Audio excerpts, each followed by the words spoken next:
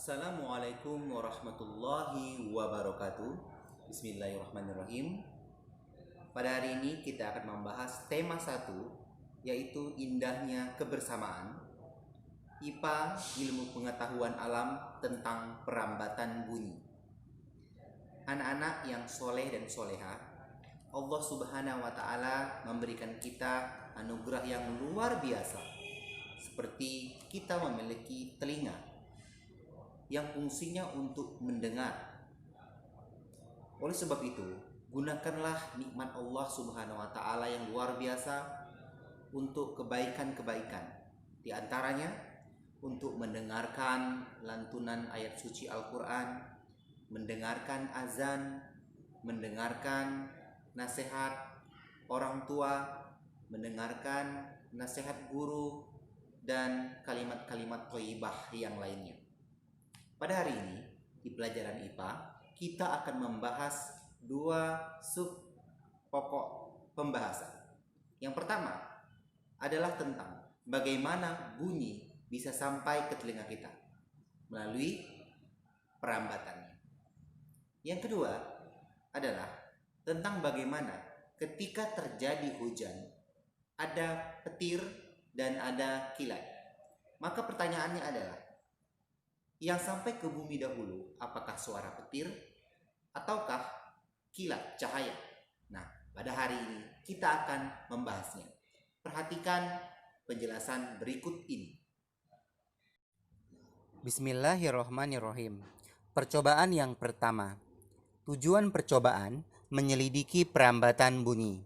Alat dan bahan: karet gelang, selembar plastik, kaleng besar, kaleng kecil, penggaris, dan garam. Langkah kerjanya: tutuplah kaleng dengan selembar plastik, ikat dengan karet. Taburkan sedikit garam di permukaan plastik tersebut. Pegang kaleng kecil di dekat garam, lalu pukul kaleng kecil dengan penggaris. Pertanyaannya, apa yang terjadi dengan garam? Ada yang tahu anak-anak? Jawabannya adalah garam akan bergerak. Pertanyaan kedua, apa yang menggerakkan garam? Jawabannya, getaran bunyi. Melalui apakah getaran bunyi pada kaleng kecil sampai ke garam? Jawabannya apa anak-anak? Jawabannya adalah zat udara atau gas. Percobaan yang kedua. Tujuan percobaan menyelidiki perambatan bunyi. Alat dan bahannya sangat mudah, yaitu meja. Langkah kerja: duduklah dekat sebuah meja, menunduk dan tempelkan salah satu telinga di atas meja. Ketuk jari dengan lembut pada permukaan meja tersebut. Pertanyaannya, 1. Apakah kamu bisa mendengar suara ketukan jari? Jawabannya, ya, bisa. Yang kedua, melalui apakah bunyi ketukan tangan sampai ke telinga? Jawabannya adalah melalui meja. Meja merupakan zat padat. Percobaan yang ketiga. Tujuan percobaan menyelidiki perambatan bunyi. Alat dan bahan yang digunakan: ember air, sendok logam, dan langkah kerjanya: isi ember air hingga 3/4 ketinggian ember tersebut. Dekatkan telinga ke ember, namun perlu diperhatikan jangan sampai telinga kemasukan air. Masukkan 2 sendok ke dalam ember tersebut dan ketuk beberapa kali. Pertanyaan pertama, apakah kamu bisa mendengar suara ketukan tersebut? Jawabannya apa anak-anak? Jawabannya ya, bisa. Melalui apa getaran bunyi sampai ke telinga? Melalui perantaraan air. Air merupakan zat cair. Berdasarkan percobaan tersebut, bagaimana bunyi bisa sampai ke telinga kita? Jawabannya merambat melalui medium. Medium apa itu medium? Medium adalah zat perantara. Apa saja sesuai dengan percobaan tadi? Yang pertama, sesuai percobaan yang pertama, yaitu zat gas. Percobaan yang kedua, zat padat. Dan percobaan yang ketiga adalah zat cair. Nah, jadi di mana bunyi tidak dapat bisa merambat? Jawabannya, ada yang tahu di mana bunyi tidak dapat merambat?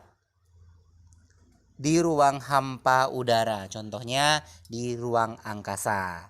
Jadi apa itu bunyi? Bunyi adalah getaran yang merambat sebagai gelombang. Nah, Bismillahirrahmanirrahim. Peristiwa yang kedua, ketika terjadi hujan, maka akan ada suara petir, kilatan cahaya. Nah, pertanyaannya, suara petirkah atau kilatan cahaya yang sampai ke bumi terlebih dahulu? Atau bahkan bersama-sama?